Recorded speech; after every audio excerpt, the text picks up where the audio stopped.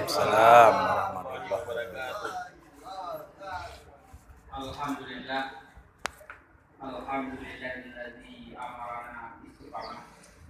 Asyhadu an la ilaha illallah wahdahu la syarika lah wa asyhadu anna Muhammadan abduhu wa rasuluh. Allahumma shalli ala sayyidina Muhammad wa ala ali sayyidina Muhammad. Pun sahabat-sahabat yang bersyukur kepada Allah karena bahagian yang mulia ini Allah SWT memberi kepadaan sehingga kita berkumpul pada tempat yang mulia yang bertuah ini guna tarakan peringatan Milad Gam Yang Ke wilayah Utara.